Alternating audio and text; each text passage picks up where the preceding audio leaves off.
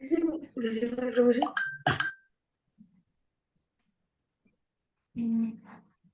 हाँ, श्लोक 3। ठीक है, धन्यवाद। ओम अज्ञानतिमिरान्धस्य ज्ञानाञ्जनशलाकया चक्षुरुन्मिलितं येन तस्मै श्रीगुरुवे नमः। नमः ओम विष्णुपादाय कृष्णप्रेष्ठाय भूतले श्रीमते भक्तिवेदांत स्वामी निति नाम्ने नमस्ते सरस्वती देवे गौरवाणी प्रचारणे निर्विशेष शून्यवादी पाश्चात्य देशतारिणे। जय श्री कृष्ण चैतन्य प्रभु नित्यानंद श्री अद्वैत गदाधर शिवासादि गौर भक्त वृंद। हरे कृष्ण कृष्ण कृष्ण हरे हरे, हरे राम राम राम हरे हरे। ओम नमो भगवते वासुदेवाय।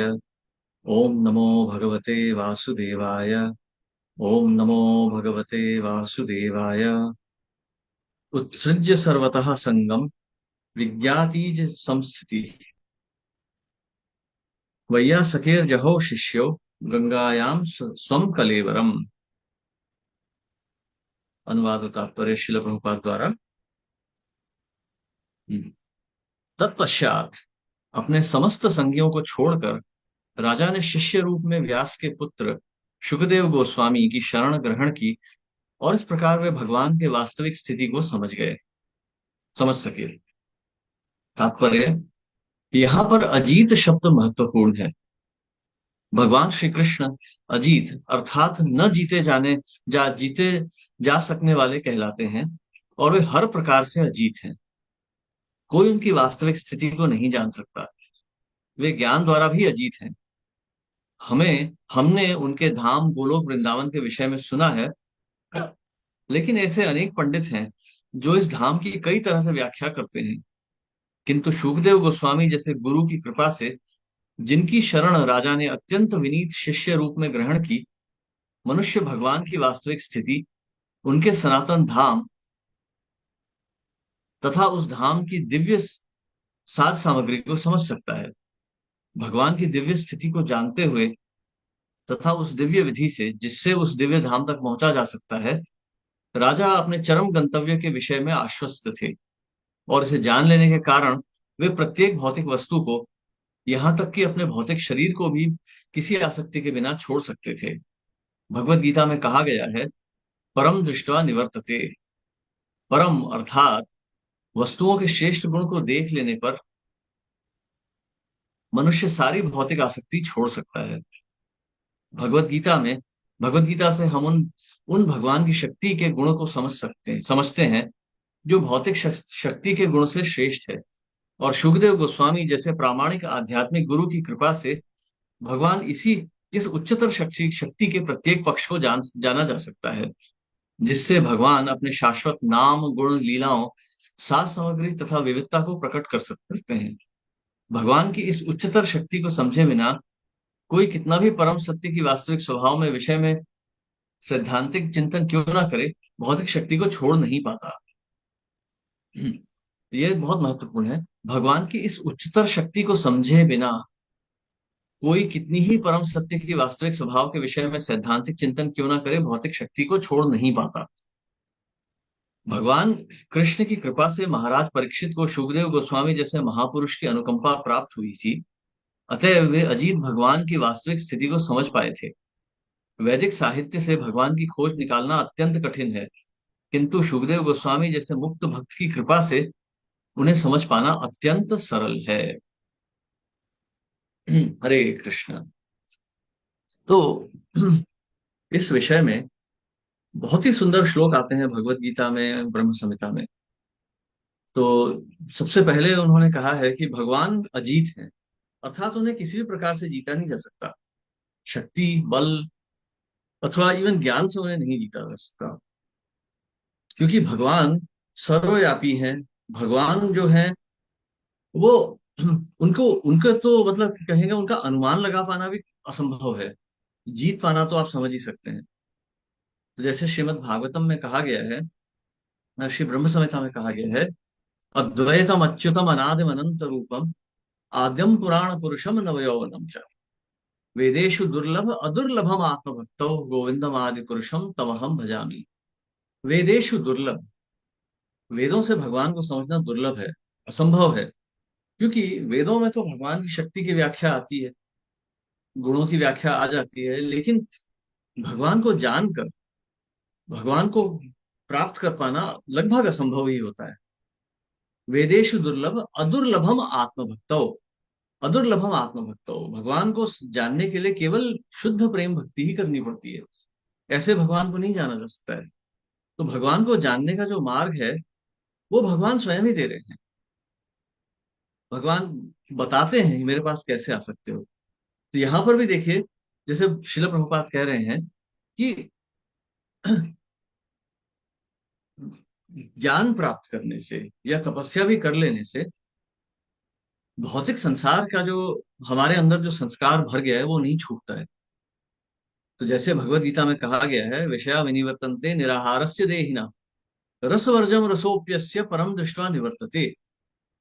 तो ये भौतिक संसार के संस्कार हमारे हृदय में भरे पड़े हैं। जैसे कोई व्यक्ति बीमार होता है, उसे मना किया जाता है ये मत खाओ।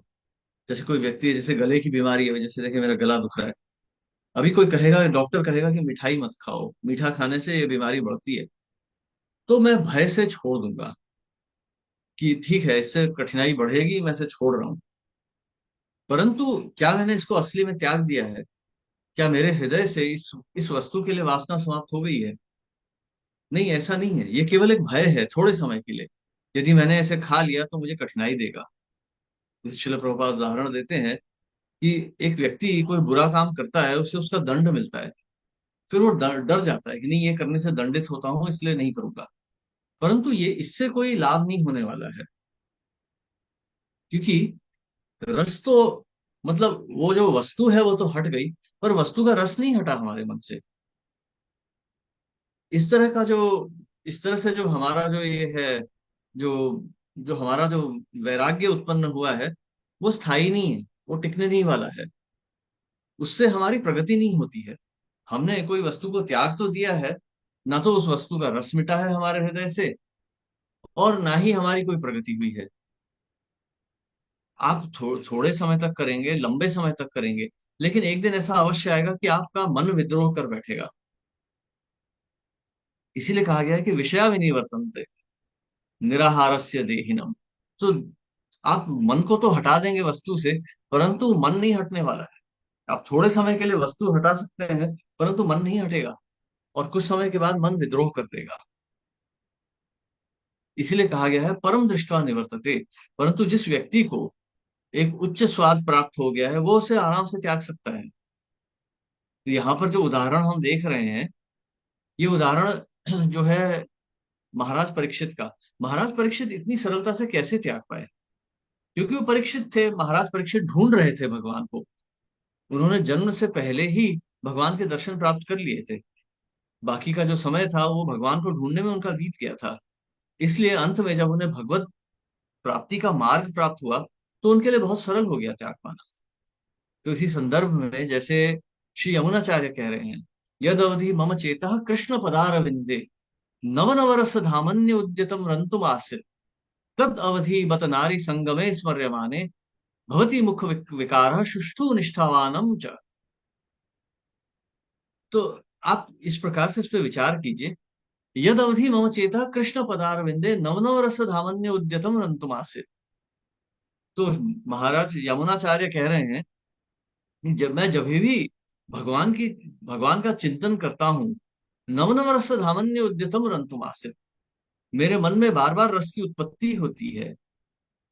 जैसे कोई मतलब आप ऐसे समझ लीजिए, जैसे कोई भूखा व्यक्ति है, उसे सूखी रोटी दे दी जाए, अब भूख लगी है तो खा ही लेगा, मजबूरी में खा लेगा। लेकिन कोई रस भरा अगर रसगुल्ला उसे दे दिया जाए, तो वो तुरंत उस सूखी रोटी को फेंक देगा। यहाँ पर ये नहीं कहा जा रहा है कि पूरा इंद्रियों का ही निग्रह कर देना है, कुछ भी चेतना नहीं छोड़नी है, नहीं, ऐसा नहीं कहा जा रहा है। यहाँ पर यह कहा जा रहा है कि इंद्रियों के विषय वस्तु को बदल दीजिए। इंद्रियों का जो कि इंद्रियों की जो दिशा है, उसको बदलना है। तो यहाँ पर जो उदाहरण दिया गया है, तद अवधि बत नारी संगमे स्मर्यमाने। तो इस संसार में भौतिक संसार में जो सबसे बड़ा जो जो सुख है, वो जो है वो यौन संबंध में होता है।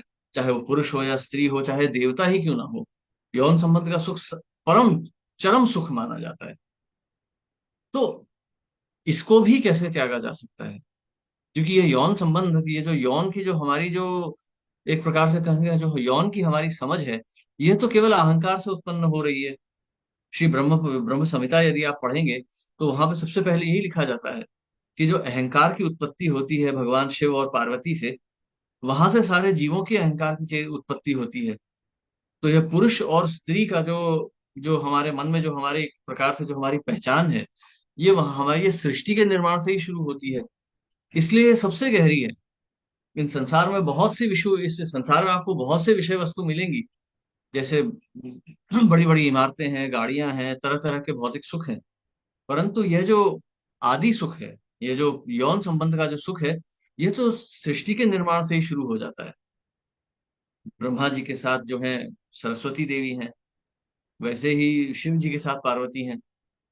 तो इस सुख को त्याग पाना असंभव ही होता है लगभग, यदि किसी को भगवत प्राप्ति ना हो जाए। इसीलिए यहाँ पे उदाहरण में यामुनाचार्य कह रहे हैं, तद अवधि बर्त नारी संगमे स्मर्यमाणे भवती मुख्य विकार सुष्टु निष्ठिवानम च।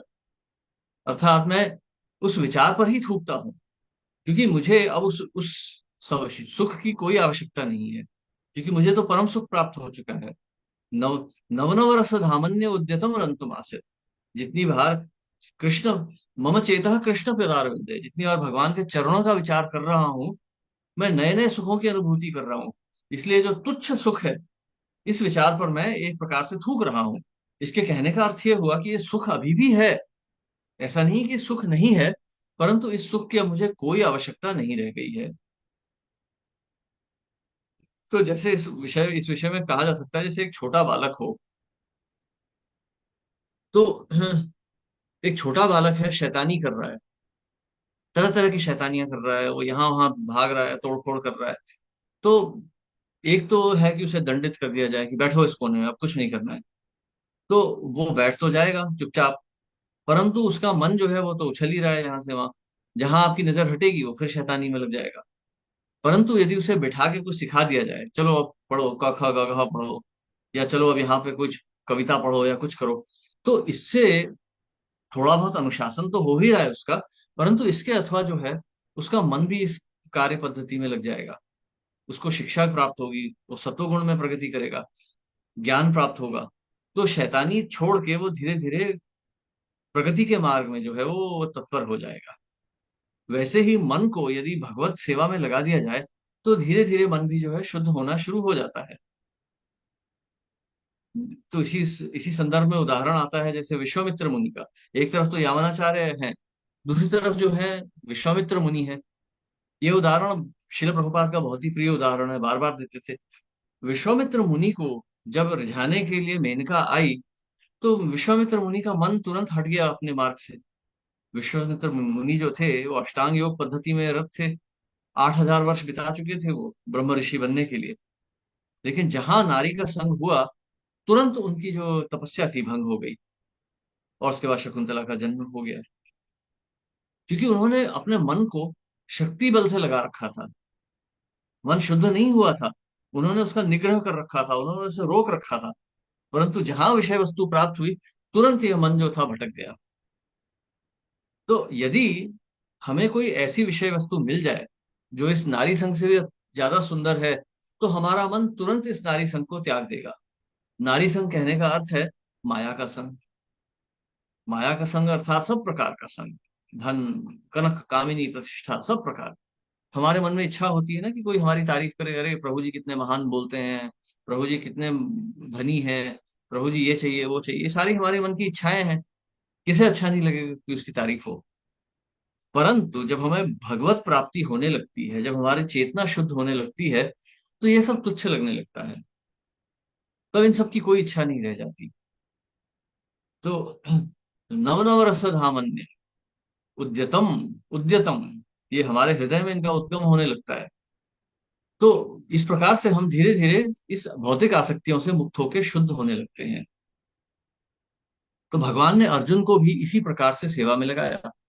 भीषण युद्ध होने वाला था। अब आप समझ सकते हैं कि ये भगवत पद्धति कितनी शक्तिशाली होगी। ठीक है, चलिए हम मान सकते हैं कि विश्वामित्र मुनि तो रूखे बैठे हुए थे स्थान में, इतना कुछ कठिन नहीं था, शायद उनका मन फिसल गया हो। परंतु अर्जुन, अर्जुन की अवस्था तो जैसे कहेंगे 180 डिग्री, पूरी 180 जो है वो 180 दिशा में मुड़ गई। और वो कैसे, 180 की श्रेणी से कैसे मुड़ गई वो उनकी चेतना। उनका तो और भी भयंकर परिस्थिति थी। विश्वामित्र मुनि तो केवल शांति से बैठे हुए थे। अर्जुन को तो अपने परिवार का वध करना है, अपने सगे संबंधियों का वध करने को कह रहे हैं भगवान। ऐसी अवस्था में कोई कैसे कर पाएगा ये सब कार्य। यदि मैं कहूं कि मेरी आसक्ति नहीं है अपने परिवार के प्रति, तो भी मैं अपने परिवार का वध नहीं कर पाऊंगा। परिवार तो छोड़िए, कोई सड़क में कोई छोटी मोटी चींटी चल रही है, कीड़ा चल रहा है, एक भक्त तो उसको भी नहीं मार सकता है। उसका हृदय नहीं मानेगा, ऐसी बात नहीं करने देगा। ऐसी अवस्था में अपने प्रियजनों को मारने को कह रहे हैं भगवान। और अर्जुन ऐसा जो वक्तव्य है उसको स्वीकार कर लेते हैं कि ठीक है, मैं मार दूंगा। तो वो कैसे कर पाते हैं। रसवर्जम रसोप्यस्य परम दृष्टवा निवर्तते। परम दृष्टवा, अर्थात ये परिवार संसार का जो रस है, इसे तो त्याग ही दिया है अर्जुन ने। धर्म का भी जो रस है, क्या नीति है, क्या अनैतिक है, यह भी अर्जुन ने त्याग दिया। परम दृष्टवा निवर्तते, अर्थात जब भगवान समक्ष जो उनके प्रकट हुए।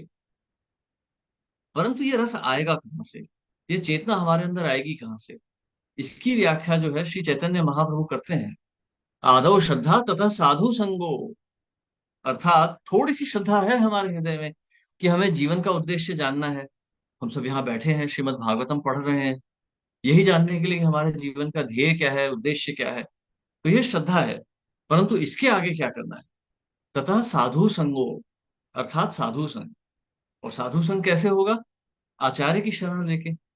अब हमारी जो अवस्था है इसमें तो हम कहेंगे श्रील प्रभुपाद की शरण लेके। आदो श्रद्धा तथा साधु संगो। तो साधु क्या करेंगे। अथवा भजन क्रिया, वो हमें भजन क्रिया में लगा देंगे। तो भजन क्रिया क्या होती है। हरि नाम का स्मरण है, शास्त्रों का अध्ययन है, भगवान को भोग लगाना है, भगवान की सेवा करनी है शिव विग्रह की। ये सब भजन क्रिया कहलाती है। भज शब्द का अर्थ भजन गाना गाना नहीं है। भज शब्द का अर्थ है भगवान की सेवा में रत होना, भक्ति सेवा में रत होना। तो साधु हमें भजन क्रिया में लगाएंगे। इस भजन क्रिया से क्या होगा। ततो अनर्थ निवृत्ति स्यात्, अनर्थों की निवृत्ति होगी। इस संसार में तरह तरह के अनर्थ हैं। मैं हूं, मेरा अहम ममेति, जनस्य मोहयम अहम ममेति। तो क्या है, ग्रह क्षेत्र सूताप्त वित्त। मैं हूं, मेरा परिवार है, मेरे संपत्ति है, मेरे सगे संबंधी हैं, मेरे समाज है, मेरा राष्ट्र है। ये सब अनर्थ है, क्योंकि हमारा तो कुछ नहीं है, शरीर ही हमारा नहीं है। ये तो सब अहंकार से उत्पन्न हुई वस्तुएं हैं। तो अनर्थ निवृत्ति होगी। जब भजन क्रिया में लगेंगे तो धीरे धीरे अनर्थ निवृत्ति होगी। जैसे शिल प्रभुपाद ने जब इस्कॉन का प्रारंभ किया था अमेरिका में, तो भक्तों को 24 घंटे सेवा में लगाया था। जानते थे कि अमेरिकी लोग जो हैं, उनकी चेतना बहुत ही निकृष्ट है, वो बहुत ही घृणित कार्यों में लगे हुए हैं। तो शिल प्रभुपाद ने उनको 24 घंटे भक्ति सेवा में लगा दिया। सवेरे उठते थे 2-3 बजे, उठ के तैयार होके जप करते थे। जप के बाद मंगल आरती करते थे, मंगल आरती के बाद भागवतम का अध्ययन करते थे। उसके बाद थोड़ा सा प्रसाद लेके सेवा में लग जाते थे। माताएं जो होती थी, माताएं पुरुष सब सेवा में लगते थे। कोई मंदिर साफ करता था, कोई कोई भोग बनाता था। फिर बाकी में ज्यादातर जन जो थे संकीर्तन में चले जाते थे, बाहर सड़कों पे हरिनाम कीर्तन करते थे, हरिनाम का प्रचार करते थे, पुस्तकों का वितरण करते थे। थोड़ी बहुत जो धन सामग्री आती थी उससे मंदिर को चलाते थे, सरल प्रसाद लेते थे। इस प्रकार से 24 घंटे सेवा में लगे रहने के कारण रजोगुण और तमोगुण का जो प्रकोप था वो धीरे धीरे कम हो गया। और इनमें से कई तो शुद्ध भक्त भी बन गए। तो ये सब अनर्थ निवृत्ति से होता है जब हम 24 घंटे भगवान की सेवा में लग जाते हैं। तेषाम सतत युक्ता नाम भजताम प्रीति पूर्वकम। तो जब हम नित्य भगवान की सेवा में लगते हैं, तो भगवान हमें बुद्धि देते हैं। तथा अर्थात ये तेषाम सतत युक्ता नाम भजताम प्रीति पूर्वकम ददामी बुद्धि योगम तम। मैं उसे अंदर से बुद्धि देता हूँ, ये न माम उपयांति ते, ताकि वो मेरे पास आ सके। तो क्या होता है अनर्थ निवृत्ति से। ततो निष्ठा रुचिस्तता। निष्ठा आती है कि हाँ ये सही मार्ग है, मुझे अनर्थ कम होते दिख रहे हैं, तो निष्ठा बढ़ती है और फिर धीरे धीरे रुचि आने लगती है। फिर ऐसा नहीं है कि हम मन से लड़ रहे हैं, हमें हरिनाम स्मरण में रुचि आने लगती है, हमें अच्छा लगने लगता है, भक्तों का संग अच्छा लगता है, शास्त्र अच्छे लगने लगते हैं, निष्ठा बढ़ती है हमारी। अथासक्तिस ततो भावस। फिर आसक्ति से धीरे धीरे, फिर उससे धीरे धीरे आसक्ति बढ़ती है हमारी इस मार्ग के प्रति रुचि। पहले तो रुचि होने लगती है, फिर आसक्ति हो जाती है, हम इस मार्ग को छोड़ नहीं पाते।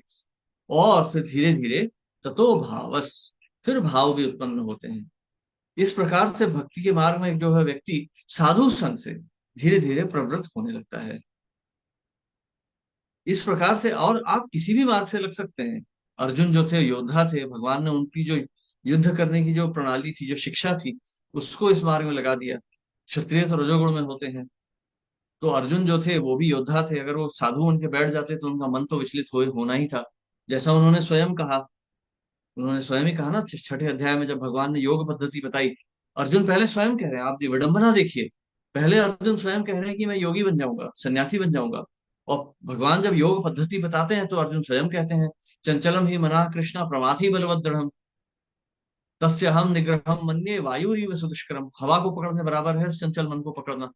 तो आप समझ सकते हैं कि अर्जुन के मन में स्वयं कितने द्वंद्व चल रहे थे, क्योंकि वो योद्धा थे ना, रजोगुण में थे, गतिशील थे हर समय। इसलिए भगवान ने उन्हें युद्ध में लगा दिया। इस युद्ध में उन्हें कोई सुख की अनुभूति नहीं हो रही थी। वो रो रहे थे जब उन्होंने द्रोणाचार्य को मारा, जब जब द्रोणाचार्य का वध हुआ, वो रो रहे थे जब उन्होंने भीष्मदेव को मारा। परंतु भगवान में निष्ठा थी, इसलिए वो ये कर पा रहे थे। तो यह सब साधु संग से ही संभव होता है, जैसा हम इस उदाहरण में देख रहे हैं। तो धीरे धीरे हमें जो है, पहले हमें धैर्य रखना है। उत्साह धैर्य निश्चय, तो धैर्य रखना है, उत्साह है अभी, अब धैर्य रखिए, धीरे धीरे होगी प्रगति। परंतु अनर्थों को त्यागिए भी धीरे धीरे। तो भगवान बाद में अंदर से बुद्धि देंगे। ददामी बुद्धि योगम तम, वो क्यों देंगे? क्योंकि भगवान ने स्वयं कहा है, ईश्वर सर्वभूतानाम हृदय देशे अर्जुन तिष्ठति, भ्राम्यम सर्वभूतानि यंत्रारुणानि माया। कि मैं तो तुम्हें निर्देशन दे रहा हूं, तुम माया में हो तो भी मेरे ही निर्देशन से चल रहे हो। जब भक्ति करोगे तब तो शुद्ध निर्देश मिलने ही मिलने हैं। तो भगवान करुणामयी है, भगवान बहुत करुणामयी है, हम पे कृपा करते हैं हर क्षण पे। तो यदि हम कहें कि हे भगवान, मैंने इतने जन्मों में ये आहार निद्रा भय मैथुन किया है, अब इससे मुक्ति दिला दीजिए, अब नहीं करना चाहता हूँ, मेरे अंदर आसक्ति है अभी भी इनकी, परंतु आप मुझे इनसे मुक्ति दिला दीजिए। तो भगवान तुरंत हमारे हृदय में ये शुद्ध ज्ञान प्रकाशित करेंगे और हम इन सब आसक्तियों को छोड़ पाएंगे। परंतु इसके लिए आवश्यक यही है कि हम एक सदगुरु की शरण लें और निष्ठा से उनकी सेवा करें, तब हमारी चेतना शुद्ध होगी। तो श्रीमद् भागवतम पढ़िए, हरिनाम का स्मरण कीजिए। देखिए, एक चीज यहाँ पर याद रखिएगा कि भक्ति मार्ग सरल मार्ग नहीं है, ये मार्ग कठिन है।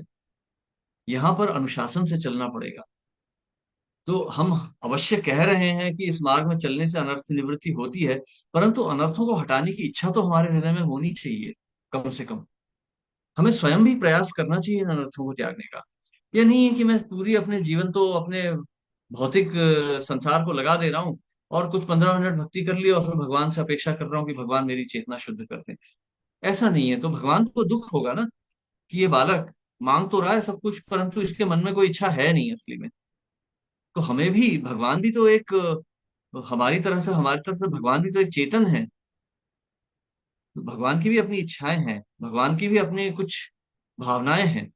तो हमें भगवान की भावनाओं का भी विचार करना चाहिए। एक तरफ तो हम उनसे शरण मांग रहे हैं, और जहां वो शरण देने का प्रयास कर रहे हैं, हम तुरंत फिर माया की शरण में दौड़ जा रहे हैं। ऐसा नहीं होना चाहिए। कृष्णेर बहिर्मुख है भोग वांछा करे, निकटे सा माया तारा जापटिया धरे। माया हमें चपेट में रखेगी ही रखेगी। जब तक हमारी स्वयं की इच्छा नहीं है माया से निकलने की, माया हमें क्यों छोड़ेगी? तो इसीलिए हमें भी अपनी तरफ से भगवान को दिखाना चाहिए कि हमारी भी चेष्टा है इस मार्ग में। तभी तो भगवान हमारी सहायता कर पाएंगे, तभी तो भगवान हमें समर्थन दे पाएंगे।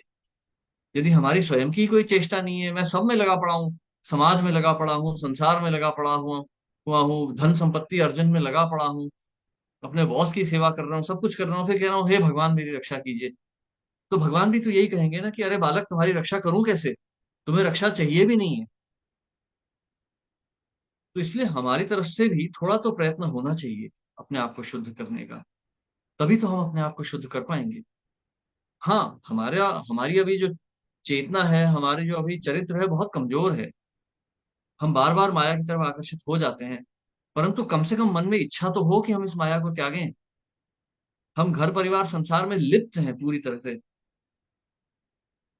तो फिर हम कैसे भगवान को प्राप्त कर पाएंगे? जिभारा लालसा जेई इति उति धाय, शिष्णोदर परायण कृष्ण नाही पाए। नहीं हो पाएगा। बहु जन्म जदि करे श्रवण कीर्तन, तबु तना पावे कृष्ण पदे प्रेम।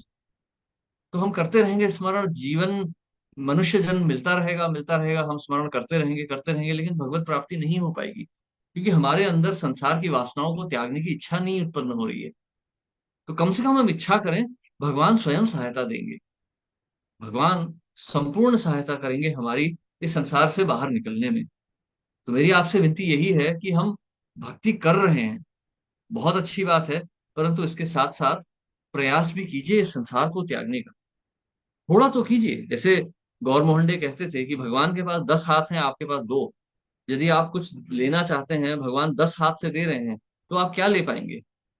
और यदि भगवान कुछ लेना चाहते हैं 10 हाथों से, तो आप 2 हाथों से क्या रोक पाएंगे?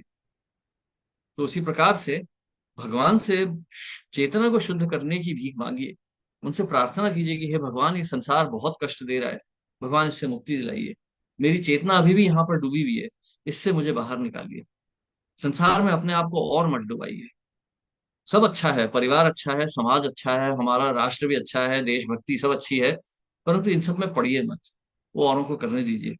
आप भगवान को पाने की इच्छा कीजिए हृदय से। भगवान से संस्कृत नहीं भी आती हो कोई फर्क नहीं पड़ता है। हृदय से जो भाषा आती है, उर्दू आती है, अरबी ही आती है, कोई फर्क नहीं पड़ता है। आप चाहे मुसलमान ही क्यों ना है, परंतु संपूर्ण हृदय से आप भगवान से सिर्फ ये प्रार्थना कीजिए कि हे भगवान, मेरी चेतना को शुद्ध कर दीजिए। और फिर देखिए भगवान आपके जीवन में किस प्रकार से चमत्कार करते हैं। हरे कृष्णा। धन्यवाद। किसी का कोई प्रश्न या टिप्पणी?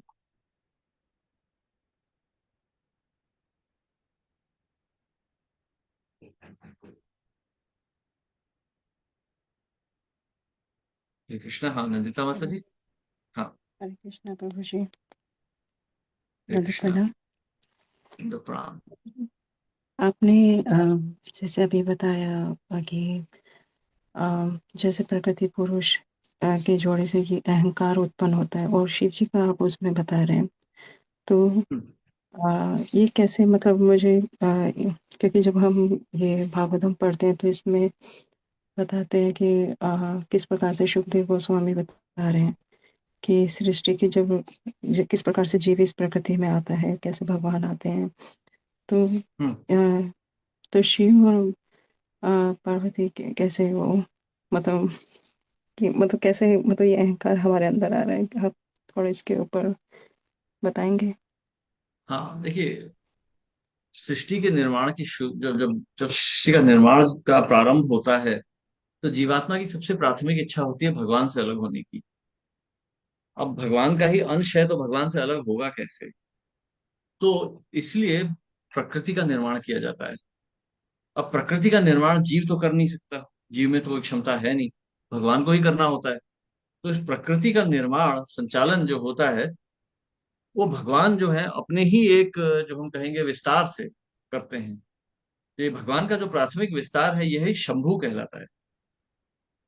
यह शंभु इस प्रकार से हम कह सकते हैं, भगवान जब प्रकृति के संबंध में आते हैं, तो वह शंभु में परिवर्तित हो जाते हैं, सदाशिव।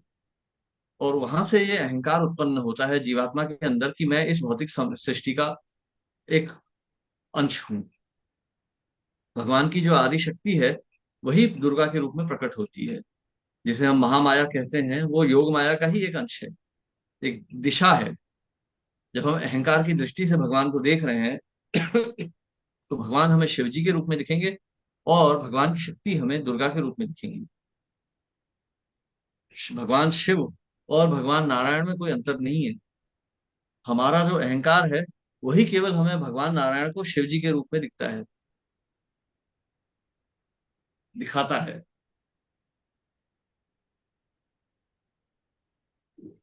जी प्रभु जी। तो ये पुरुष स्त्री की जो चेतना है, ये वहीं से उत्पन्न होती है। ये श्री ब्रह्म संहिता के प्राथमिक श्लोक पढ़ेंगी तो वहां पे इसका पूरा वर्णन आता है।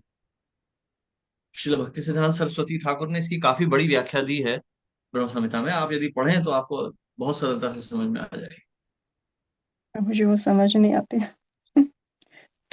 एक प्रयास कीजिए, धीरे धीरे समझ में आएगा। इच्छा है तो भगवान बुद्धि दे देंगे समझने की। हम्म। हरे कृष्ण। थैंक यू, हरे कृष्ण हाँ, प्रभु जी। आनंद राम प्रभु।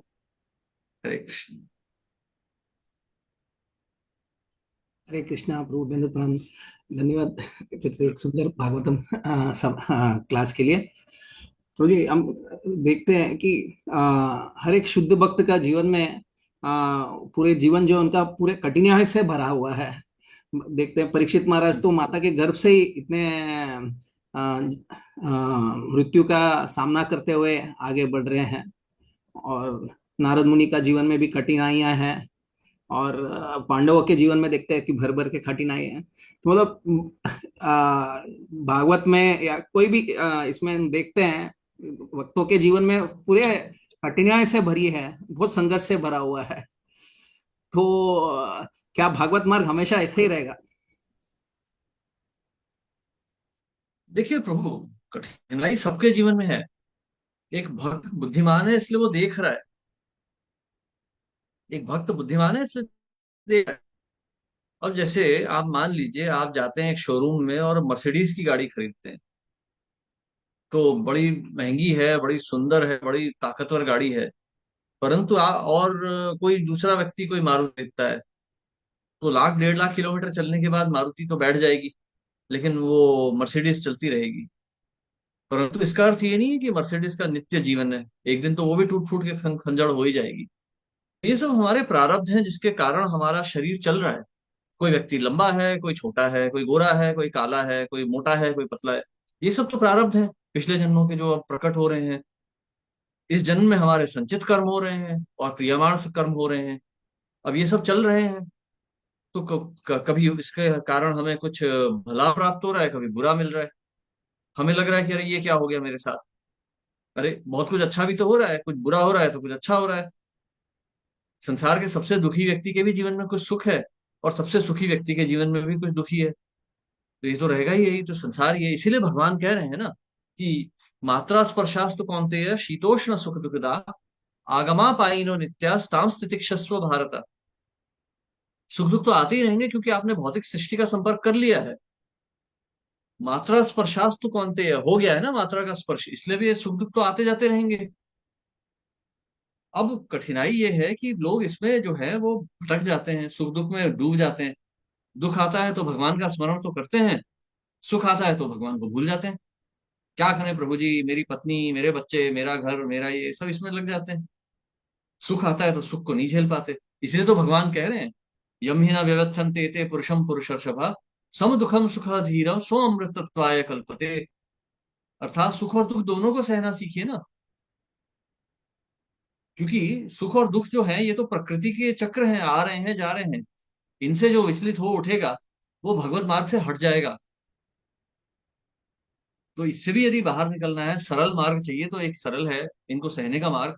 जब आपके जीवन में सुख आ रहा है और आपको बहुत प्रसन्नता हो रही है, तो भगवान को धन्यवाद दीजिए कि हे भगवान, आपकी कृपा से मुझे ये प्राप्त हो गया।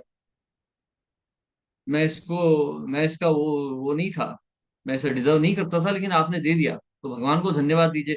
तो आप भगवान का स्मरण सुख में कर पाएंगे। और इसी प्रकार से जब आपको जीवन में दुख आ रहा है, तो भगवान से प्रार्थना कीजिए कि हे भगवान, इस दुख का निवारण कीजिए। वो भी ठीक है, गलत नहीं है। भगवान तो कहते हैं ना, चतुर्विधा भजन्ते माम जना सुकृतिनो अर्जुना। तो सुकृतिनो है, ठीक है, भगवान से प्रार्थना कीजिए। दुख नहीं झेला जा रहा है, भगवान से प्रार्थना कीजिए, हे भगवान, या तो इस दुख को हटा दीजिए या मुझे सहने की शक्ति दे दीजिए। तो किसी भी अवस्था में आप भगवान से ही मांग रहे हैं। अकामा सर्वो कामवा मोक्ष काम उदारधी तीव्रेण भक्ति योगेन यजेथ पुरुष परम। किसी भी अवस्था में भगवान से ही मांगिए। अब दुख और सुख की अनुभूति तो हो ही रही है ना, अनासक्त तो नहीं हुए हम।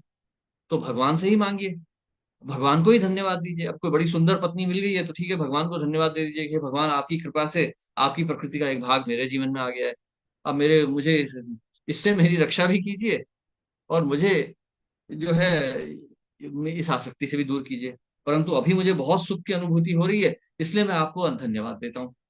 ऐसी चेतना रखेंगे तो भगवान प्रसन्न होंगे, धीरे धीरे आपकी चेतना को शुद्ध कर देंगे, कहेंगे ठीक है, छोड़ो, प्रकृति के टुकड़े से क्या लेना देना, तुम मेरे पास ही आ जाओ।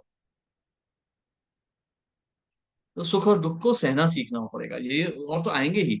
परंतु एक भौतिक व्यक्ति मूर्ख होता है, वो काला जादू करेगा, तंत्र मंत्र करेगा दुखों से बचने के लिए। सुख आएंगे तो सोचेगा कि मैं ही स्वामी हूँ इन सबका, मैं ही कितना बुद्धिमान हूँ, देखो मुझे सुख मिल गए, देखो मैं आईआईटीएन हूँ, मैं कितना इंटेलिजेंट हूँ, मैं डॉक्टर हूँ, मैं कितना इंटेलिजेंट हूँ। बेवकूफी है ना। एक झापड़ मार के भगवान सब छीन लेंगे, कल ही नौकरी से निकाल देंगे, तो क्या आईआईटी की डिग्री फिर धरी रहेगी, घर बैठना पड़ेगा।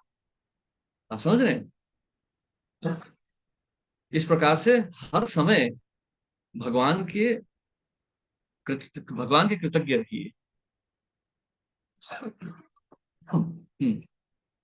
हरे कृष्णा। अपर्णा माता जी। हरे कृष्णा प्रभु जी, दंडवत प्रणाम। दंडवत प्रणाम। प्रभु जी, मेरे को वही क्वेश्चन एक मैडम जो हमारी माता जी ने भी पूछा कि जैसे शंकर भोले जो बाबा है हमारे, शंकर का अवतार, वो भी तो हमारे कृष्ण से ही मतलब बने हैं, कृष्ण के द्वारा ही। तो जैसे अभी शिवरात्रि है कल, प्रभु जी, मैं तो थोड़ा मेरा उधर रुझान ज्यादा था, तो मेरा तो बहुत उधर व्रत भी करना वो तो। मेरे को सिर्फ ये छोटा सा क्वेश्चन है कि जैसे अभी हम एकादशी भी कर रहे हैं, तो हमें शिवरात्रि का व्रत करना चाहिए कि नहीं? कर सकते हैं, पर आवश्यकता नहीं है। क्योंकि आप देखिए कैसा है, मान लीजिए आपके पति हैं, बहुत अच्छे बहुत सज्जन व्यक्ति हैं वो पुलिस में, पुलिस वाले हैं। अब वो घर आएंगे तो आप उनसे प्रेम से बात करेंगी, उनके साथ बैठ के संसार की बातें करेंगी, प्रेम से बात करेंगी। अब वही व्यक्ति वो जेल में गए हुए हैं, वहां पे कैदियों को पिटाई लगा रहे हैं, वहां पे जाके तो आप उनसे प्रेम वार्तालाप नहीं करेंगी ना। जी क्योंकि हैं वो वही व्यक्ति, परंतु स्थान अलग है, अवस्था अलग है ना। और वहां वो भी नहीं चाहेंगे कि आप उनसे प्रेम वार्तालाप करें। कैदियों को डंडे मार रहे हैं और आप कहेंगे अरे प्रिय सुनो, लड्डू खाओगे, कहेंगे भाई बाद में मिलेंगे, है ना। जी जी वैसे ही शंभुनाथ भगवान से ही आ रहे हैं, भगवान का ही एक वो है, विस्तार है। परंतु उनका जो है कुछ कार्य अलग है इस संसार में। तो इसलिए अब जैसे भगवान नारायण है, अब भगवान कृष्ण तो रासलीला कर रहे हैं राधा जी रानी के साथ, परंतु नारायण तो नहीं कर रहे रासलीला लक्ष्मी देवी के साथ। जी क्योंकि ये उनकी चेतना, मतलब एक उनकी ना एक अवस्था अलग है, वो एक अलग, वहां पे एक अलग दृष्टिकोण से आए हुए हैं, एक अलग कार्य के लिए हैं वो वहां पे। जी वैसे ही शंभुनाथ जो हैं उनकी हम प्रार्थना कर सकते हैं, परंतु भगवत प्रेम वगैरह उनसे नहीं मिलेगा। आप उनसे कह सकते हैं कि संसार में आपकी रक्षा करें, भक्ति के मार्ग में आपकी रक्षा करें, उस कार्य में वो अवश्य आपकी सेवा करेंगे, क्योंकि जी वो भगवान का ही अंश है। और वैष्णव है, इसका अर्थ ये नहीं है कि हम भगवान का तिरस्कार करें। जी। भगवान शिव भगवान है, हमें हम्म उनका सम्मान करना चाहिए, उनसे प्रेम भी कर लेना चाहिए, बहुत अच्छे हैं वो जी भक्तों की सेवा करते हैं। वैष्णव नाम यथा शंभु, वो हमारे गुरु हैं, छोटे मोटे नहीं है वो कोई देवता। जी तो कर रही है व्रत, कोई बात नहीं, पर उनसे मांगिए मत कुछ भी कि भैया संसार में मेरा परिवार अच्छा बना दो, धन दे दो, नौकरी दो, ये सब मत मांगिए उनसे। जी प्रभु जी। प्रभु जी, थैंक यू प्रभु जी। प्रभु जी, एक चीज, एक छोटा सा क्वेश्चन और है कि प्रभु जी हाँ। जैसे हम मैं शिक्षा ले रही हूँ, जैसे आप लोग बहुत सारे प्रभु जी की संगत की वजह से कुछ कुछ लोगों से हो रहा है ये, मैं भागवतम भी पढ़ रही हूँ, तो शिक्षा के लिए तो आप लोग बहुत सारे गुरु जैसे मिल रहे हैं, लेकिन दीक्षा गुरु कैसे मिलेंगे, कहाँ मिलेंगे, कब मिलेंगे, इसके लिए क्या करें प्रयास? ब्रह्मांड भ्रमिते कौन भाग्यवान जीव, गुरु कृष्ण प्रसादे पाए भक्ति लता बीज। उस सब की चिंता मत कीजिए आप। जी शिक्षा मिल गई, दीक्षा अपने आप हो ही जाएगी, जब समय आएगा गुरु आ जाएंगे। पर तो शिक्षा तो मिल ही चुकी है ना आपको। जी अब हरिनाम में तो आपकी रुचि आ ही चुकी है, हरिनाम में श्रद्धा है आपकी। जी अब तो जी वो जो प्रभु अब जो बचा रह गया है वो तो केवल एक फॉर्मेलिटी है, एक औपचारिकता बची है बस। जी प्रभु जी। और जी प्रभु हाँ, जी। आपका आपका जीवन सुरक्षित है, आप चिंता मत कीजिए। लेकिन प्रभु जी, हम ह्यूमन बीइंग हूं ना, तो बार बार छोटी हाँ, छोटी बातों के लिए बार बार दिमाग उधर की तरफ जाता है कि मैं गलती कर रही हूँ, मैं बहुत सारी चीजों में भौतिक संसार में डूबी हूँ, ये भी कर रही हूँ, वो भी कर हम्म, रही हूँ। तो बार बार हम्म, लगता है कि शायद ये रास्ता जो चल रहा है इस पे, अगर लास्ट तो वही होगा ना कि हमें कोई गुरु मिल जाएगा जिसकी गुरु संगत है में ना, हम और कितने गुरु चाहिए आपको? देखिए, नहीं प्रभु ठीक जी, है लेकिन आपके। साथ भी चाहिए ना किसी, कोई ऐसा जो हमें यहाँ हम्म। पे समझा पाए ठीक से। शास्त्रों में तो जो भी चीज हम पढ़ रहे हैं, लेकिन जैसे आप लोगों की संगत मिल रही है, अभी आपकी संगत मिलती है तो मेरे को बहुत सारी चीजें समझ में आने लगती हैं। फिर कुंद होके बुद्धि बैठने लग जाती है। थोड़ा सा अगर आप जरा सा भी अपने दिमाग को थोड़ा हटाओ ना, तो फिर वो दिमाग थोड़ा कम चलने लगता है। मतलब क्या बोलूं, समझ नहीं आ रहा। लेकिन लेकिन मेरे को ये लगता है कि अगर हम किसी एक रास्ते पे चलने लगो तो हमें पता चल जाता है कि हमें उसी रास्ते पे चलना है सिर्फ। तो एक काम कीजिए, एक छोटी सी यहाँ पे सलाह दूंगा आपको। आप ना जहाँ भी घर है, जहाँ भी आपका, जहाँ बैठती हैं, टेबल है या कुछ है, रखिए। जी जी वहां पर एक फोटो रखिए शिला प्रभुपाद की, एक जी फोटो रखिए भगवान की। जी, सामने लगी है मतलब मेरे। हाँ, तो पंच तत्व की फोटो रखिए, राधा कृष्ण की फोटो रखिए और शिला प्रभुपाद की फोटो रखिए। और ना वहां बैठ के आप 1 घंटा जप कीजिए सीधा, जी बिना यहाँ वहां हिले हुए, बिना यहाँ वहां देखे हुए। मन जी को केंद्रित कीजिए। जी प्रभु जी। नाम हयते है सर्व जगत निस्तार, कली काले नाम रूपी कृष्ण अवतार, नाम हयते है सर्व जगत निस्तार। इस संसार में हरिनाम जो है वही भगवान कृष्ण का अवतार है। और हरिनाम की सेवा जब से ही होती है। तो आप 1 घंटा बैठ के केवल एक जगह पे ध्यान रखते हुए हरिनाम का जप करते जाइए। आपकी निष्ठा जो है दृढ़ हो जाएगी। आप ये संसार की वस्तुओं को भूलने लग जाएंगी। जो आप कह रही है ना कि मन बार बार भूल जाता है शिक्षाओं को, फिर यहाँ वहां भटकता है, ये जी, सब बंद हो जाएगा। आप हरि बोल हरि एक बोल। एकाग्र होके हरिनाम का जप कीजिए। जी प्रभु जी, थैंक यू प्रभु जी, आप हरे कहीं भी दीक्षा कृष्णा। ले लीजिए, आपको यही वो आदेश देंगे कि आपको 16 माला करनी है, शास्त्र पढ़ने हैं, जो आप कर रही हैं अभी। प्रभु कुछ जी वो बदलने सब नहीं कर वाला है रही हूँ दीक्षा मैं। से। हाँ जी हाँ जी। हाँ, ये कुछ बदलने नहीं वाला है, यही उपदेश आपको वहां भी मिलेंगे। और मैं आपको ये भी बता दूं, क्योंकि मैं भी दीक्षा ले चुका हूँ और भी बहुत भक्त दीक्षा ले चुके हैं। दीक्षा लेने से आपका मन भटकना बंद नहीं हो जाएगा, वो फिर भी भटकेगा। क्योंकि जी वो जो भटकने की जो इच्छा है वो हमारे मन के अंदर है। वो दीक्षा से कोई हमारा हाथ डाल के निकाल नहीं लेगा। जी प्रभु वो जी। हमें स्वयं को बदलना होगा। तो आप बैठ के, यदि आपकी दीक्षा की तीव्र इच्छा हो रही है, तो वो भी भगवान से वहां पे प्रार्थना कीजिए। जी प्रभु जी। नहीं ठीक है। प्रभु जी, मेरी दीक्षा की बहुत इच्छा तो अंदर से है। मेरे को ये पता चलता है कि मैं अभी उस लायक नहीं बनी हूँ, ये मेरे को पता है। हाँ, तो उसके लिए मैं अपने को पहले बना रही हूँ, बना धीरे लीजिए। धीरे कोशिश कर रही हूँ कि मैं हाँ, उस लायक बन जाऊं। हरे कृष्णा तो प्रभु जी, भगवान भेज थैंक यू, देंगे, दंडवत भगवान प्रणाम। भेज देंगे किसी को, चिंता मत कीजिए। जी Prabhu ji, thank you thank you. हरे कृष्णा। हाँ, हेमलता वल्लभी माता जी। हरे कृष्णा प्रभु जी, पंचानन। हरे कृष्णा।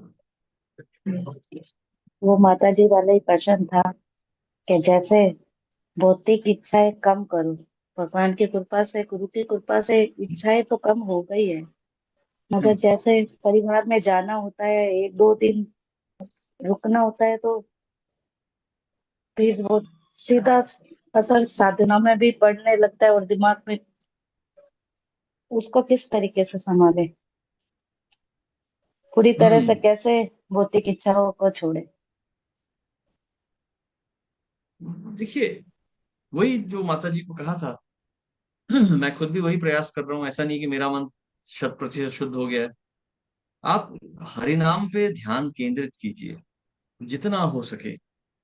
देखिए, हमारी सबसे बड़ी कठिनाई ये है ना कि हम दुनिया भर के काम करते हैं, हम सेवाएं करते हैं, हम ये करते हैं, वो करते हैं, पर हम हरि नाम पे ध्यान नहीं लगाते।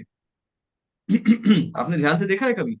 हम भगवान के लिए भोग लगा रहे हैं, भक्तों की सेवा कर रहे हैं, यहाँ से वहां भाग रहे हैं, तीर्थों के दर्शन कर रहे हैं, मंदिरों में जा रहे हैं, पर हम एक जगह बैठ के हरिनाम का स्मरण नहीं कर रहे ठीक से। जब करना है तो हम गाड़ी में बैठ के करेंगे। अरे, यहाँ से मंदिर 2 घंटा लगेगा, चलो 16 माला हो जाएगी। यहाँ से हमें दिल्ली जाना है, चलो गाड़ी 18 घंटे की यात्रा है, चलो हम उतने में जब कर लेंगे। हम इस तरह से सोचते हैं क्योंकि मन लगा रहता है ना, खिड़की से बाहर देख रहे हैं, हरि बोल हरे कृष्णा कर किए जा रहे हैं। नहीं, ऐसा मत कीजिए। एक जगह बैठ के हरि नाम का स्मरण कीजिए। शिल प्रभुपाद कहते हैं कि कृष्ण के नाम और कृष्ण में अंतर नहीं है। जब आप कृष्ण नाम का उच्चारण कर रही हैं तो भगवान कृष्ण स्वयं प्रकट हैं, स्वयं विद्यमान हैं। ऐसी अवस्था में यदि आप अपने मन को भटकने देती हैं, तो आप भगवान का अपमान कर रही हैं। इस प्रकार से सोचिए, आपके पिताजी को आप फोन करती हैं कि पिताजी मिलने आइए, पिताजी कहते हैं ठीक है, वो मिलने आते हैं, आपके घर में बैठ जाते हैं, वो दरवाजा खोलती हैं, आप उनको बुला के बिठाती हैं, और वो जैसे ही बैठ जाते हैं आप टीवी ऑन कर देती हैं। फिर वो आपसे कुछ बोलना चाहते हैं तो आप फिर मोबाइल में देखने लगती हैं और फिर आपसे कुछ कहना चाहते हैं तो आप दरवाजे से निकल के पड़ोसी से बात करने लगती हैं। तो पिताजी को कैसा लगेगा कि अरे ये बुला तो रही है, प्रेम तो करती है, लेकिन कितना अपमान करेगी और मेरा। उसी प्रकार से जब हम जैसे पर हरे कृष्ण कृष्ण कृष्ण हरे हरे, हरे राम राम राम हरे हरे कर रहे हरे हैं, हरे। तो पूरा ध्यान केंद्रित कीजिए, भगवान कृष्ण स्वयं है, हरे कृष्ण राधा और कृष्ण है। हम तो कहते हैं अरे हे, हम है ना, आजकल बहुत फैशन हो गया है, लोग कहते हैं राधे राधे श्याम मिला दे। अब राधा और श्याम मिलने आए हैं और हम कहीं और दुनिया में लगे पड़े हैं। ये तो हम अपमान कर रहे हैं ना। तो शिष्णोधर परायण कृष्ण ना ही पाए तो भगवान कैसे मिलेंगे। हरिनाम पे ज्यादा ध्यान दीजिए, जप जो है बहुत ध्यान से कीजिए। देखिए मैं नहीं कह रहा हूँ आप पूरी 16 माला ध्यान से कीजिए, यदि नहीं हो रही है तो वैसे करें तो वो ही अच्छा है, वही तो हमने प्रण लिया है। वो ही प्रभु जी। परंतु कम से कम एक बार जैस ध्यान से कीजिए। ये जो हम कह रहे हैं ना रुचि, ये नाम की रुचि तभी आएगी जब हम रुचि से नाम लेंगे। प्रयास करके देखिए, आपको अवश्य इसका लाभ मिलेगा। जैसे प्रभु जी 16 माला तो सुबह ही करते हैं, मगर वो 16 के 16 माला ध्यान पूर्वक नहीं होती है। वो कैसे हाँ, सुबह 2 घंटे में 16 माला तो हम सुबह सुबह ही हो जाती है, मगर वो 16 माला भी ध्यान पूर्वक 16 माला नहीं कर पाते हम। क्योंकि ना अभी हमें डर नहीं लग रहा है संसार से, अब ये संसार में हमारा मन लग रहा है, हमें संसार अच्छा लग रहा है। तो आप इस प्रकार से सोचिए कि ये परिवार की मृत्यु हो जाएगी, माता पिता पति बच्चे सब जाएंगे, शरीर भी मर जाएगा एक दिन। जाइए, किसी किसी का जब शमशान जा रहे हो ना, शमशान यात्रा में थोड़ा जाके देखिए। शमशान भूमि में मत जाइए, और शमशान यात्रा में देखिए किसी की कि क्या हो रहा है, लोग क्या कर रहे हैं, लोगों की प्रतिक्रियाएं क्या है। मुर्दे को देखिए, तब आपके अंदर ना ये भावना जागृत होगी कि ये सब संसार ठीक नहीं है, ये अच्छी जगह नहीं है। तब आपको संसार से भय लगेगा, और जब भय आएगा तब आपका हरिनाम में मन लगेगा कि मेरा इस संसार में है कौन। सभी तो इस चिता में लेटने वाले हैं आगे चल के, तो मेरा कौन है। तब आपको समझ में आएगा कि ये तो शरीर भी मेरा नहीं है। अभी क्या है, अभी संसार बहुत अच्छा लग रहा है ना, गाड़ियां अच्छी लग रही हैं, घर अच्छा है, बच्चे अच्छे हैं, पति अच्छे हैं, मजे आ रहे हैं, पड़ोसी भी अच्छे हैं, भक्त भी अच्छे। लेकिन ये सब खत्म हो जाएगा एक दिन, सब समाप्त होने वाला है। धीरे धीरे टुकड़े टुकड़े होकर समाप्त होगा, हमारा हृदय के टुकड़े टुकड़े हो जाएंगे। मैंने बूढ़े लोगों को मरते हुए देखा है, बहुत खुश होते हैं वो मरते समय कि भाई कम से कम अब इस कष्ट से जान छूटी हमारी। क्योंकि संसार अच्छा नहीं है, संसार बहुत दुख देगा आगे चल के। तो जब इस दुखों पर आप विचार करेंगे ना, तब हरिनाम में आपकी रुचि उत्पन्न होगी। तब आपको दिखेगा कि नहीं, यही तो मेरी शरण है, और कौन है मेरा, क्या है मेरा, यही एक मेरी शरण है। तब आपकी चेतना शुद्ध होने लग जाएगी। ये दोनों मार्ग हैं भक्ति के, प्रभुपाद दोनों ही के बारे में कहते थे कि आप भगवान कितने अच्छे हैं ये विचार कीजिए, ये संसार कितना बुरा है इस पर भी विचार कीजिए। प्रभुपाद जी का कहीं पढ़ा था कि भौतिक इच्छाएं और भक्ति दोनों की इच्छाएं रखेंगे तो मूर्ख है। तो उसकी वजह से हाँ, भौतिक इच्छाएं कैसे छोड़े ये बस बिल्कुल सही बात है, तरह। बिल्कुल सही बात है। दोनों इच्छाएं, दो नाव में पैर रख के नहीं चलते ना। तो देखिए वो मैं नहीं कह रहा हूँ कि संसार इच्छाएं मेरे कहने से, मैं नहीं कह रहा हूँ कि मेरे कह देने से आप अभी छोड़ देंगे सारी इच्छाएं, ऐसे नहीं जाने वाली। लेकिन इच्छाएं तो प्रयास अब कीजिए। शन भौतिक इच्छाएं तो अब कम है भगवान की कृपा से, मगर वो फिर भी जाते हैं तो वो थोड़ा हाँ, इन इच्छाओं को छोड़ने की इच्छा कीजिए आप। ठीक है, इस प्रकार से इच्छा कीजिए कि हे भगवान, इस संसार की आसक्तियां कम कर दीजिए मेरी, मेरा मन बहुत लगता है इस संसार में, मेरी रक्षा कीजिए। ठीक है, और इस चेतना धन्यवाद। से जप कीजिए, इस चेतना से आप जप कीजिए। क्योंकि हम दुनिया भर की बातें कर लें, बड़ी बड़ी दुनिया भर की समस्याएं हल कर लें, लेकिन जप नहीं किया तो कुछ नहीं होने वाला। हर समस्या का हल है हरि नाम का जप, वो ध्यान से कीजिए। आधी धन्यवाद समस्याएं प्रभु अपने जी। आप ही समाप्त हो जाएंगी, आप चिंता मत कीजिए। बहुत सुंदर, बहुत सुंदर, बहुत सुंदर। धन्यवाद प्रभु जी। हरे कृष्ण। हरे कृष्ण। हरे कृष्ण। हाँ, रामाबाई सीता माता। हरे हरे कृष्ण प्रभु जी, दंडवत प्रणाम। हरे कृष्णा, दंडवत प्रभु प्रणाम। जी, मेरा क्वेश्चन है कि हम लोग कहते हैं भगवत धाम अगर कोई चला जाए तो फिर वापस नहीं आता, हम्म तो फिर हम कहाँ से आए हैं प्रभु जी? क्षमा कीजिएगा, थोड़ा एक बार फिर से प्रभु जी, बोलेंगे। जैसे कि हम, हाँ जी, कि जब हम भगवत धाम जब कोई चला जाता है तो वो हम्म वापस इस संसार में नहीं आता, तो फिर हम हम्म कहाँ से आए हैं? और अगर भगवत धाम जाने पर हमारे अंदर उनसे पृथक होने की भावना कैसे आई? तो हम यद गत्वा न निवर्तन्ते तद धाम परमम मम। हम्म देखिए, हम कहाँ से आए हैं इस प्रश्न का उत्तर देना तो लगभग असंभव है। शिला प्रभुपाद ने दरअसल बोले, किसी भी आचार्य ने इसका उत्तर नहीं दिया है, क्योंकि ये प्रश्न बहुत जटिल है। ये सृष्टि का निर्माण कैसे होता है, भगवान के अंश कैसे बनते हैं और वो कैसे वापस इस सृष्टि में आ जाते हैं, इसको जान पाना लगभग असंभव है अभी हमारी चेतना से। परंतु प्रभुपाद कहते हैं हाँ, हम एक समय कृष्ण के साथ थे और हमारा पतन हुआ, तो ठीक है, हम मान लेते हैं थे हम भगवान के साथ। अब श्रील प्रभुपाद ये भी कहते हैं कि यद गत्वा न निवर्तन्ते तद धाम परमम मम। भगवान कह रहे हैं न तद भाष्यते सूर्यो न शशांको यद गत्वा न निवर्तन्ते तद धाम परमम मम। तद धाम परमम मम, उससे कोई वापस नहीं लौटता है। परंतु प्रभुपाद कहते हैं कि ऐसा हो भी सकता है ना, आप फिर भी आ सकते हैं। भौतिक इच्छाएं आपके हृदय में यदि प्रकट हुई तो आप फिर आ जाएंगे। हालांकि ऐसा होता नहीं है। एक बार इस संसार के दुख आपने झेल लिए, फिर डर के मारे आपकी दोबारा इच्छा नहीं होगी इस संसार में आने की। क्योंकि एक चीज याद रखिए, जब तक आपने भक्ति नहीं की थी ना, आपकी चेतना भौतिक थी। स्मरण हो रहा था फिर भूल जा रहे थे। बार बार आपको ये संसार दिख रहा था, यहाँ आप सुख भोग रहे थे, फिर दुख भोग रहे थे, झेल रहे थे, फिर मृत्यु को प्राप्त हो रहे थे, सब भूल जा रहे थे। लेकिन एक बार आप भक्त बन गए तो आपकी चेतना अब दृढ़ होने लग गई है। ये संस्कार आप नहीं जाने वाले। अब आपको यदि अगला जन्म प्राप्त हुआ इस संसार में, तो आपकी चेतना रहेगी। आपकी संसार से आसक्तियां मिटती चली जाएंगी। ऐसी अवस्था में जब आप भगवत धाम वापस जाएंगी, तो इस संसार में आने की आपकी कोई इच्छा नहीं रहेगी। इसीलिए भगवान कह रहे हैं तत्गत्वा न निवर्तन्ते, वापस नहीं लौटेंगी। इसलिए प्रभुपाद कहते हैं कि हाँ, हालांकि कोई वापस लौटता नहीं है एक बार भौतिक जगत से जाने के बाद, परंतु ऐसा नहीं है कि असंभव है। संभावनाएं हैं कि कोई जीव फिर भी आ सकता है। जी मतलब जी, इच्छा धन्यवाद। होगी तो आएंगे ना, भगवान रोक तो नहीं रहे किसी को। भगवान तो जी, नहीं कह रहे कि और नहीं वो अब तुम जेल में आ गए, अब नहीं जा सकते। नहीं, इच्छा कहते है हैं तो कि वापस वहाँ जाएंगे। कोई, लेकिन जी इच्छा प्रभु जी कहते होती हैं ना नहीं वहाँ, है। जी जी, प्रभु जी कहते हैं ना वहाँ कोई ऐसा इच्छा कर ही नहीं सकता, क्योंकि हर कोई भगवान की सेवा में लगा हुआ है, उसके अंदर कोई गलत भावना नहीं है, तो फिर भी हो सकती है ऐसा, आपके कहने का मतलब किसी को देख हाँ, के। पर ये ऐसा मतलब कठिन है, लेकिन हो गया तो ठीक है। जी जी ठीक है, धन्यवाद। हरे कृष्णा। हरे कृष्ण। हरे कृष्णा। हाँ, कृष्ण भाव देवी माता जी। हरे कृष्णा प्रभु जी। दंडवत प्रणाम सभी को प्रणाम।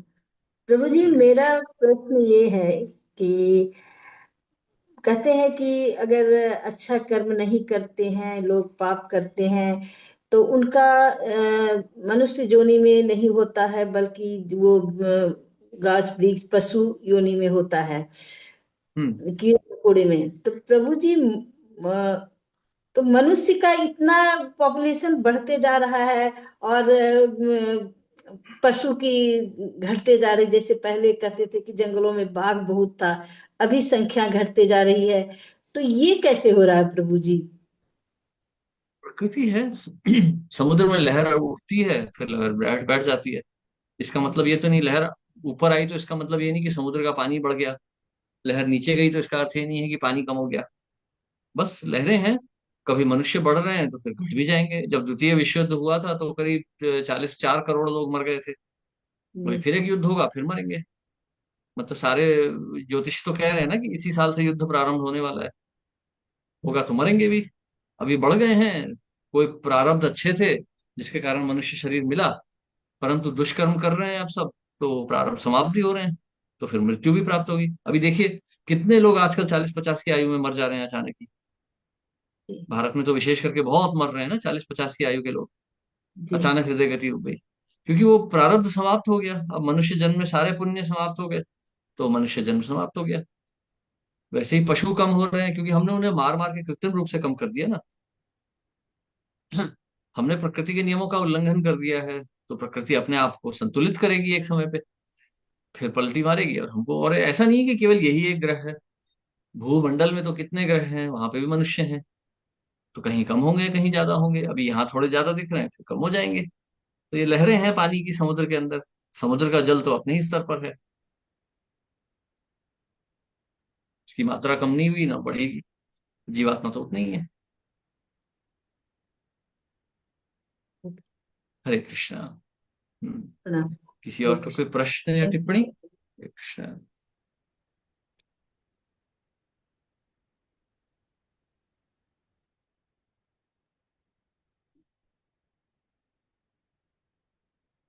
अच्छा, इस संदर्भ में ना एक बात मैं और आपसे कहना चाहूंगा, जिससे पहले हम समाप्त करें आज, कि देखिए,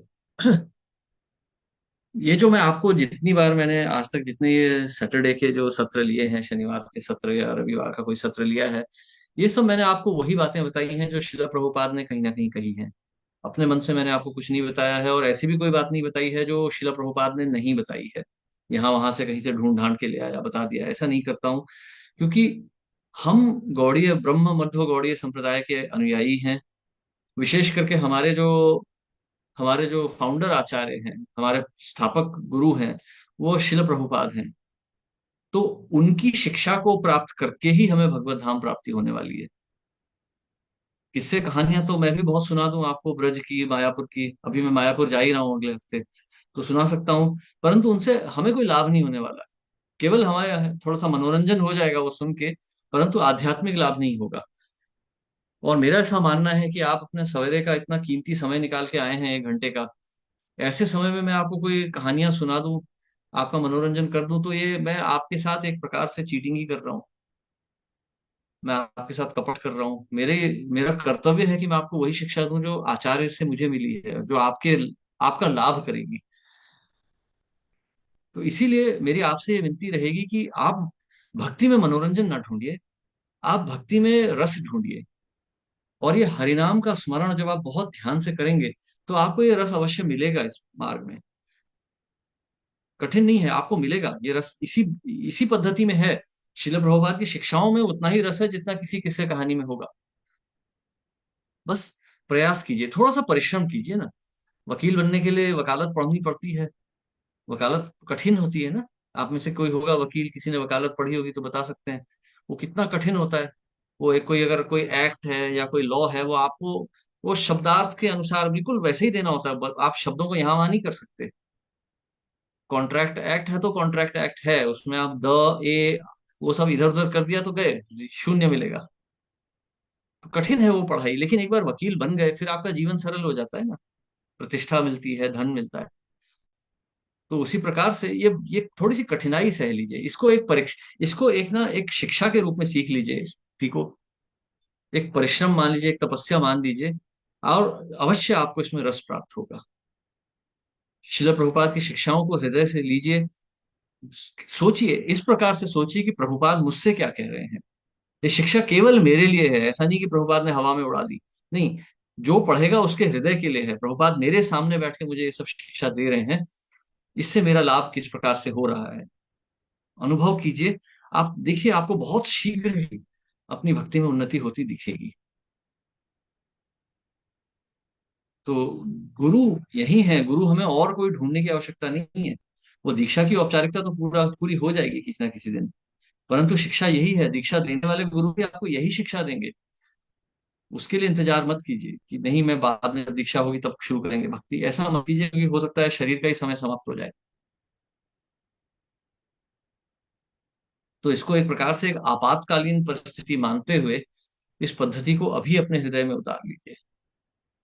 ठीक है। हरे कृष्णा। सभी का बहुत बहुत धन्यवाद। शिल प्रभुपाद की जय। हाँ, मोनिका माता जी। हाँ, हरे कृष्णा। हाँ, बोलिए। हरे कृष्णा प्रभु जी। हरे कृष्णा। दंडवत प्रणाम प्रभु जी। प्रभु जी मैं दिल्ली से हूँ, मैं धन्यवाद। आपकी सैटरडेज को ट्राई करती हूँ क्लास अटेंड करने के लिए। तो मैं फर्स्ट टाइम ही आपसे कुछ क्वेश्चन पूछ रही हूँ प्रभु जी। एक्चुअली बड़े दिनों से ना मेरे दिमाग में ये था Prabhu ji, I have seen many people who are very egoistic. मतलब बहुत अहंकार होता है हम्म, उनमें, अपनी एजुकेशन को लेके, पर्सनालिटी को लेकर के। और फिर हम्म, वो चैलेंज भी करते हैं कि हम देख लेंगे भगवान को, सब खाना पीना सब तरह का फूड भी दे ईट, है ना। तो कहीं ना कहीं प्रभु जी मैंने देखा है कि इन लोगों की सारी डिजायर्स भी पूरी होती हैं, चाहे उनकी बच्चों की एजुकेशन हो, उनकी अपनी जॉब हो, बिजनेस हो, हर चीज फ्लोरिश करता है प्रभु जी। हर तरह से ऐसे लगता है god is hmm, really helping them in fulfilling their desires, है ना। और फिर कभी कभी ये लगता है कि हम्म, हम करे जा रहे हैं, लेकिन हम हमें ये भी पता है कि हम लेक्चर सुनते हैं तो हमें ये समझ आती है कि हमें उनको उनके कर्मों का हिसाब किताब कभी ना कभी देना पड़ेगा। लेकिन प्रभु जी उनको ये लगता है कि भगवान हमारे साथ है, हम कुछ गलत नहीं कर रहे। चाहे वो गलत कर रहे हैं but they are not realising it. वो गलत बोल के दूसरों को दुख दे के हम्म, करते हैं, लेकिन उनको ये नहीं पता कि हम दूसरे का कितना दिल दुखा रहे हैं, या हम कुछ गलत बोल रहे हैं, गलत खा रहे हैं। उनको ये चीज समझ नहीं आती। उनके according they are doing everything perfectly. कुछ उनको भगवान कुछ नहीं कहेगा, क्योंकि भगवान तो उनके साथ है, उनकी सारी चीजें पूरी हो रही हैं। लेकिन हमें ये लगता है कि कभी रियलाइज कैसे होगा इन लोगों को कि ये कुछ गलत भी कर रहे हैं प्रभु जी। हर जीव की अपनी नियति है। बलराम जन्मनाम अन्ते ज्ञानवान मां प्रपद्यते वासुदेवः सर्वमिति स महात्मा सुदुर्लभ। जब बहुत ठोकरें खाएंगे, प्रभुपाद वही कहते हैं, बहुत ठोकर खा के जब अकल ठिकाने आ जाती है तब जीव भगवान की शरण लेता है। अहंकार तो हम में भी है, इसलिए हम, अहंकार का अर्थ जी। घमंड नहीं होता। घमंड और अहंकार में थोड़ा हम्म। अंतर होता है। गर्व और हम्म। अहंकार। तो हमें जो है, हमें भी अहंकार है कि मैं ये शरीर हूँ, मैं ये हूँ, मैं वो हूँ। हो सकता है मैं व्यवहार से विनम्र होऊंगा, पर वो हम्म। अहंकार तो मेरे अंदर भी है कि अरे मैं पुरुष हूँ, मैं इंजीनियर हूँ, मैं ये हूँ, मैं वो हूँ। तो हम्म। ये अहंकार को निकालना तो कठिन है। मतलब अहंकार जिस दिन छूट गया उस दिन तो हम भगवत धाम ही प्राप्त हो जाएंगे सीधा। योगी सबसे पहले अपने शरीर को, जो पंच महाभूत का शरीर है, इसे तमोगुण में लीन कर देता है। उसके बाद अपनी बुद्धि को, उसके बाद अपने इंद्रियों को और सूक्ष्म शरीर को रजोगुण में लीन करके वो मन को जो है सत्वगुण में लीन कर देता है। और अंत में इस अहंकार को ब्रह्म में लीन करके भगवत धाम को प्राप्त होता है। तो ये अहंकार तो ब्रह्म से उत्पन्न हो रहा है। इसको छोड़ जी। पाना बहुत कठिन है। इसीलिए हम कहते हैं नित्य हम्म। हरि का स्मरण कीजिए। ये बहुत कठिन है। तो जो आप देख रही हैं वो सब लोगों का प्रारब्ध है। पिछले हम्म। जन्मों के, पूर्व जन्मों के जो शुद्ध कर्म किए थे, पुण्य किए थे, उसके कारण इस संसार, इस समय भोगने को मिल रहा है। ऐसा मत समझिएगा कि ये इस समय वो अहंकार के कारण उनको धन मिल रहा है। नहीं। वही बच्चा है, सब स्कूल में तो सभी बच्चे एक समान पढ़ते हैं। कोई बच्चा आईआईटी करता है, कोई डॉक्टर बनता है, और कोई लड़का तो बोर्ड भी पास नहीं कर पाता है। तो ये प्रारब्ध से आता है। ये प्रारब्ध से आ रहा है। इसे देख के विचलित मत होइए। काम स्थितिक्षस्व भारत, इसको सह लीजिए। अपने भक्ति के मार्ग में लग जाइए। चाहे कोई व्यक्ति विनम्र हो या कोई व्यक्ति बहुत ही अहंकारी हो, सब माया में ही डूबे हुए हैं। जी। जी केवल जो व्यक्ति अपनी चेतना को शुद्ध कर पा रहा है वही व्यक्ति संसार से मुक्त हो पाएगा। हम्म। संसार से बाहर निकलना जी। है। ये संसार में कुछ भी अच्छा नहीं है। जी Prabhu ji. Thank you Hare Prabhu ji, Krishna. Hare Krishna, thank you so much, thank Hare you. Krishna. Hare Krishna. हाँ, खुशी माता जी। जो अभी माता जी ने क्वेश्चन किया उसका मेरे पास मतलब मैं आपको एक बताना चाहती हूँ कि अभी जैसे उन्होंने पूछा कि जो क्रूर व्यक्ति होता है तो उसको सब कुछ मिल जाता है जल्दी से, मतलब वो मांगता भी नहीं है भगवान को। तो मुझे यही बताना था कि मतलब मैंने सुना था इंद्रेश प्रभु जी ने कहा था कि जो व्यक्ति को मतलब सब कुछ मिल जाता है इजीली और जो भगवान पे विश्वास भी नहीं रखता, तो जो कृष्ण है वो सब कुछ ले लेते हैं। मतलब उनका वो ये है कि वो मतलब हम लोग उनको जो भी मांगेंगे वो जल्दी से नहीं देते हैं, वो हम लोग की परीक्षा लेते हैं और उसके बाद वो हमें देते हैं जो भी हम लोग को चाहिए होता है वो सब। और बाद में हम फिर भगवान को जाके पूछते हैं कि मैंने आपसे ये सब मांगा फिर आपने क्यों नहीं दिया, फिर हम लोग सोचते हैं ऐसा क्यों हो रहा है मेरे साथ। तो मेरे को ऐसा लगता है कि वो हम लोग की एबिलिटी देखते हैं कि अगर मैंने इससे ये ले लिया तो क्या ये मेरे ऊपर आके गुस्सा करेगी या फिर ये स्टेबल होके रुकेगी या फिर देर देखेगी कि ये मैं उसको कब दूंगा। तो मेरे को यही लगता है कि मतलब वो पहले सब का ले लेते हैं, और फिर जब हम मतलब रुक जाते हैं उसके लिए कि हाँ मुझे मिलने वाला है, मुझे पता है, और फिर वो हमें भर भर के देते हैं। यही मतलब मुझे ऐसे लगता है कि आ, मतलब जो रूड लोग होते हैं उनके ऊपर, और वो बोलते हैं ना कि मेरे को इंद्रेश प्रभु जी का मैंने वो सुना था कि जब कृष्ण हमें सब कुछ देने लगते हैं, हम लोग न मांगते भी देते हैं ना, मतलब वो हम लोग के ध्यान नहीं देते, तब ऐसे समझने का कि वो हम लोग पे गुस्सा है, क्योंकि वो रास रचाते हैं ना, इसीलिए फिर वो हम लोग के साथ खेलते हैं। हम लोग मांगेंगे तो नहीं देंगे, या फिर हम लोग जब उनके वस्त्र पहनाते हैं तो वो उनके मुकुट गिरा देंगे। वो ऐसे रास रचाते हैं, इसलिए मुझे ऐसा लगता है कि ये है करके। देखिए, भगवान चैतन्य महाप्रभु कह रहे हैं, द्वैते भद्रा भद्र ज्ञान सब मनोधर्म, यही भाल यही मंद यही सब भ्रम। इस संसार में कुछ भला है या बुरा है ना, ये सब एक भ्रम है, क्योंकि संसार में सभी कुछ बुरा है। यहाँ भी कुछ अच्छा भी मिल रहा है ना, तो आगे चल के तकलीफ ही देने वाला है। संसार में माता पिता मिलते हैं, उनकी मृत्यु हो जाती है। संसार में पति पत्नी प्राप्त होते हैं, उनका संग छूट जाता है। संसार में हमें शरीर मिलता है, ये भी छूट जाता है। अब शरीर अगर बहुत ही सुंदर सुडौल है, तो जब वो बूढ़ा और जर्जर हो जाएगा तो उस व्यक्ति को बहुत दुख की अनुभूति होती है। कोई बदसूरत आदमी यदि बूढ़ा हो गया, उसे कोई फर्क नहीं पड़ता, पहले भी बदसूरत था अभी भी बदसूरत है। लेकिन कोई सुंदर आदमी यदि बूढ़ा हो गया और बदसूरत हो गया, तो उसे बहुत दुख होता है। क्योंकि परंतु ये तो प्रकृति का नियम है, यहाँ जो भी मिलेगा वो दुखी देने के लिए मिलेगा। कृष्णा भूली से जीव अनादि बहिर्मुख, अतएव माया तारे दे संसार दुख। माया दुखी दे रही है, यहाँ सब कुछ माया है। ये गाड़ियां, घर, हमारी शिक्षा, हमारी बुद्धि, अहंकार, सब माया, ये माया ही है। और अतएव माया तारे दे संसार दुख। इस संसार से जुड़ी जो भी वस्तु है दुख देने के लिए बनी है। यदि इससे किसी से सुख की अनुभूति हो रही है, तो हमें बहुत सावधान हो जाना चाहिए। ये प्रलोभन है। जैसे मगरमच्छ होता है, पानी में एक छड़ी लेके पानी के नीचे चला जाता है। चिड़िया जैसी छड़ी पकड़ने आती है, तुरंत झपट लेता है। वैसे ही माया का मगरमच्छ हमें पकड़ने के लिए बैठा हुआ है। तो संसार के कोई भी सुख को हाथ नहीं लगाना चाहिए। बहुत डरावना है सब कुछ। जिस सुख को आप हाथ लगाएंगे, वहीं से दुख की प्राप्ति होगी।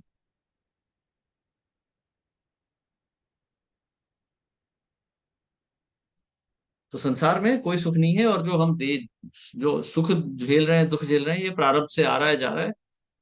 हाँ, जिस दिन हम भगवान के समक्ष आत्मसमर्पण कर देते हैं, फिर भगवान हमारा ध्यान देना शुरू करते हैं कि ठीक है, अब इसको देखते हैं। फिर वो सुख और दुख का अनुपात बदल देंगे, ताकि हम भटके नहीं इस मार्ग से। सुख भी उतना देंगे जितना हम झेल सकते हैं, दुख भी उतना ही देंगे जितना हम झेल सकते हैं, भक्ति करने के लिए। दुख देंगे ताकि हमारी आसक्तियां टूट जाएं, सुख देंगे ताकि हम पूरी तरह से संसार में ही ना टूट जाएं। ठीक है, हरे कृष्णा। हाँ, विठल प्रभु जी। एक और प्रश्न है यहाँ पे। हाँ, विठल खराड़े प्रभु। हाँ, हरे कृष्णा। हरे कृष्णा। हाँ प्रभु जी, आवाज आ रही मेरी? हाँ, आ रही है। हाँ Prabhu ji, thank you so very much. Prabhu ji, आपने लेक्चर बहुत अच्छा देते हैं। और प्रभु जी, मेरा एक क्वेश्चन ऐसा था कि हम लोग वरिष्ठ वैष्णव के साथ रहते हैं, उनका कहना मानते हैं, फिर बहुत सारी चीजें हम्म, उनके साथ रहते हैं। तो कभी कभी ऐसा होता है कि वरिष्ठ वैष्णव के प्रति कुछ अपराध हो जाता है अपने तरफ से, या फिर वरिष्ठ वरिष्ठ हम्म। वैष्णव जो बोलते हैं कि कभी कभी वो गुस्सा करते हैं या फिर वो खुद अपराध करते हैं, तो उनके प्रति अपनी कैसी भावना होना चाहिए?